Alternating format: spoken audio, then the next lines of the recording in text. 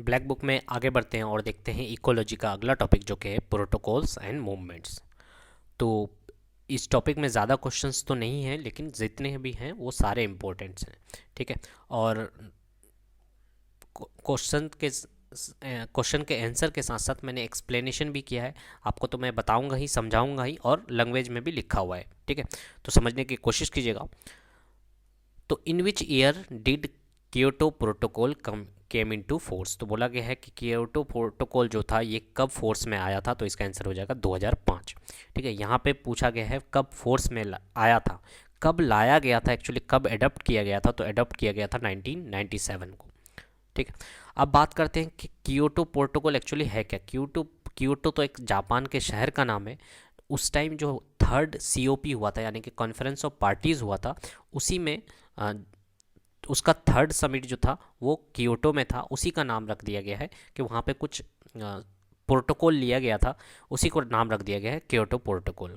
ठीक है, अब कियोटो प्रोटोकॉल जो है किससे रिलेटेड है, आगे आने वाले क्वेश्चंस में डिस्कस करेंगे हम लोग।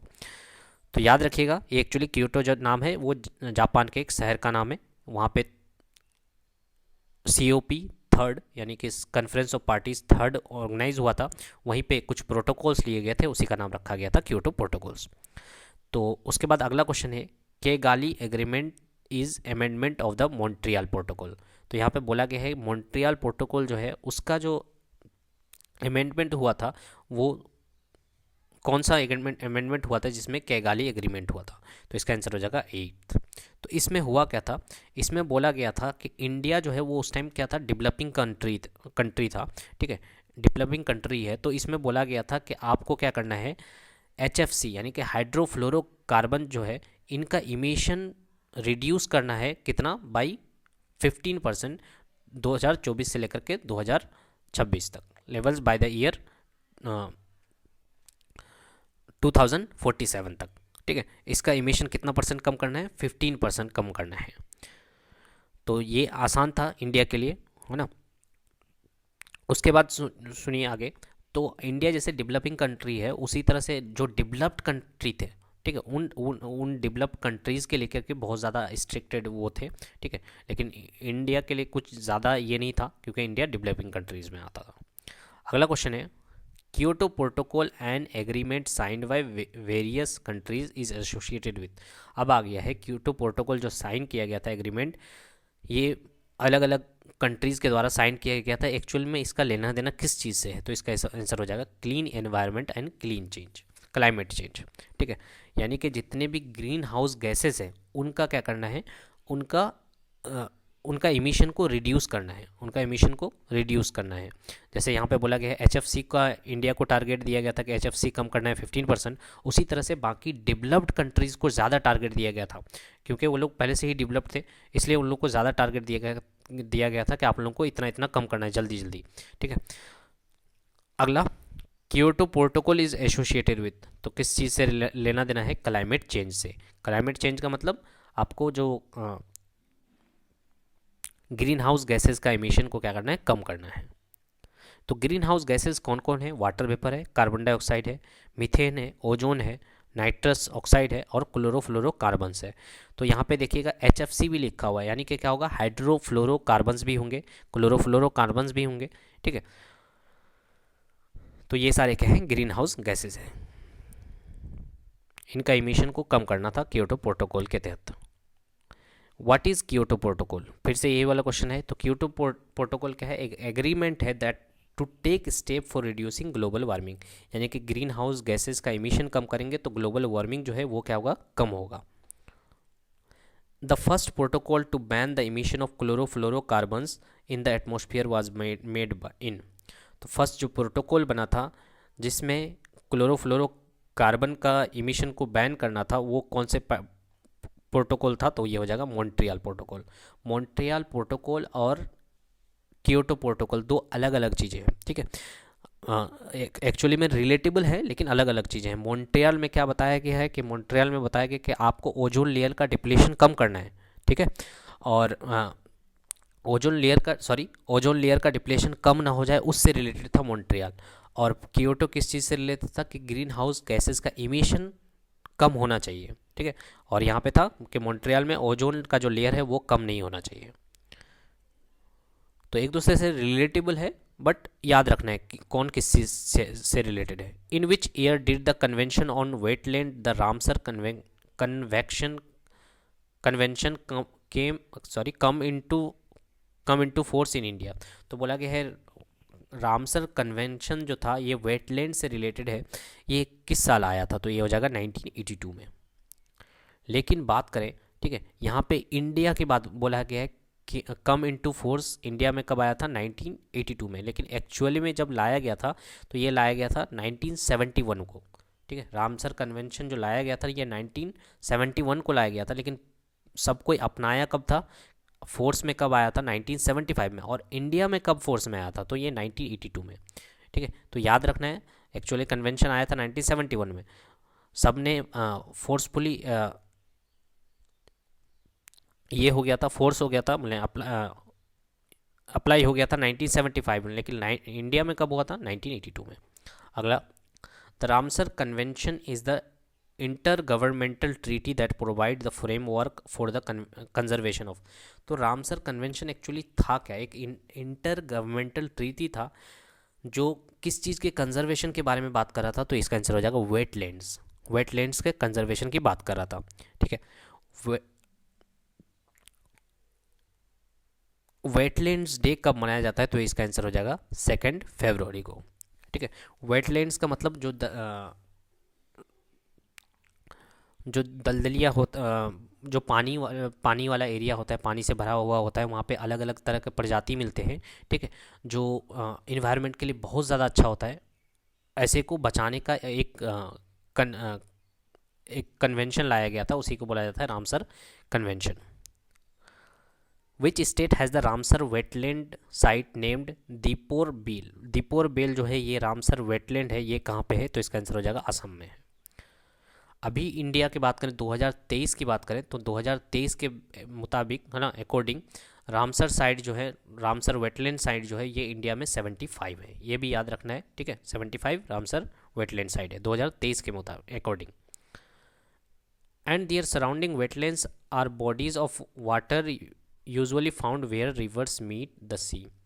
तो बोला गया है कि क्या ऐसा चीज़ है? दियर सराउंडिंग वेटलैंड के से सराउंड होते हैं, और are bodies of usually found where river meet, जहाँ पे रिवर मीट करते हैं सी से। तो इसका आंसर हो जाएगा एस्चुरीज। तो एस्चुरीज किससे सराउंडेड होते हैं? वेटलैंड से सराउंडेड होते हैं, ठीक है। अगला, in wetland farming the rain fall is in soil mixture requirement of plant during rainy season. तो बोला गया है कि वेटलैंड फार्मिंग में रेनफॉल जो है वो एक्सेस होना चाहिए, लेस होना चाहिए, या इक्वल होना चाहिए, सेम होना चाहिए सॉइल मिक्सचर। तो इसका आंसर हो जाएगा excess of soil mixture requirement of plant during rainy season. The wetland of Ashtamudi is located in. तो वेटलैंड जो है अष्टमुडी का, वो कहाँ पे है? वो हो जाएगा केरला में। तो हम लोग थोड़ी देर पहले ही बोले कि कितने इंडिया में कितने हैं? 75 है। 75 में नाम पूछा गया अष्टमुडी का, तो ये कहाँ पे है? केरला में है। उसके बाद दीपो और बेल जो है ये आसाम में है। अगला क्वेश्चन है, the mission of the Ramsar convention is to conserve, ये क्या हो जाएगा? वेटलैंड्स हो जाएगा। Basel protocol is related. तो बेसल प्रोटोकॉल जो था ये है ट्रांस बाउंड्री हैजार्डस डंपिंग, यानी कि जो वेस्ट जो है जिसको डंप कर रहे हैं हम लोग, उससे रिलेटेड जो प्रोटोकॉल था वो बेसिस प्रोटोकॉल था, ठीक है। उसमें ये बोला गया था कि इस तरह से हम लोग डंप करें वेस्ट को ताकि किसी को नुकसान नहीं पहुंचे, बैक्टीरिया, वायरस, मॉस्किटो वो सब नहीं आए, ठीक है। नहीं तो क्या होगा? एयर भी पोल्यूट होगा अगर हम लोग उसका ढेर लगाएंगे तो वेस्टेज का, ठीक है। उसको प्रॉपरली डंप करने को ही के लिए ही बेसल्स प्रोटोकॉल आया था, ठीक है। अगला, तो ये आया कब था? अडॉप्ट किया गया था 1989 में, और फोर्स पे कब आया था? 1992 में। चिपको मूवमेंट इज रिलेटेड टू। तो चिपको मूवमेंट किससे रिलेटेड है? तो इसका आंसर हो जाएगा फॉरेस्ट कंजर्वेशन से रिलेटेड है। In the context of forest conservation Navdanya movement was founded in 1987 by. तो बोला गया है फॉरेस्ट कंजर्वेशन से रिलेटेड एक नवदनिया मूवमेंट फाउंड किया गया था 1987 में, तो ये किसके द्वारा किया गया था? वंदना शिवा के द्वारा। Bishnoi movement was started again, तो बिश्नोई मूवमेंट किस चीज़ के अगेंस्ट में स्टार्ट हुआ था? तो ये हो जाएगा कटिंग ऑफ ट्रीज। कहाँ पे स्टार्ट हुआ था? तो राजस्थान में स्टार्ट हुआ था, ठीक है। कौन से ट्रीज़ को काटा जा रहा था? खेजरी ट्रीज़ को काटा जा रहा था, इसलिए बिश्नोई मूवमेंट स्टार्ट हुआ था 1730 में, ठीक है।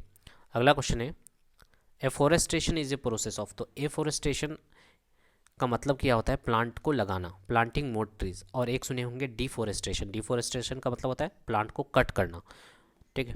अगला है वन वन महोत्सव, जो है वन का मतलब होता है जंगल।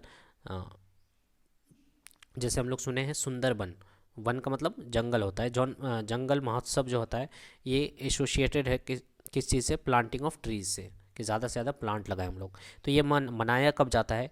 तो वन महोत्सव मीन्स ट्री फेस्टिवल। ये क्या है? ट्री फेस्टिवल है जो मनाया जाता है 1 जुलाई से 7 जुलाई के। तो ये किसके द्वारा स्टार्ट किया गया था? KM मुंशी के द्वारा स्टार्ट किया गया था 1950 में। अगला क्वेश्चन है, वन महोत्सव इज एसोसिएटेड विथ, तो वन महोत्सव यहाँ पे पूछा गया था, ऑप्शंस में दिए गए थे प्लांटिंग ऑफ ट्रीज, यहाँ दिया हुआ है प्रोटेक्शन ऑफ प्लांट, या ज़्यादा से ज़्यादा प्लांट लगाएंगे या प्लांट को प्रोटेक्ट करेंगे, ठीक है। अगला क्वेश्चन है, is the process of restoring a forest that once exist but was removed at some point of time in the past.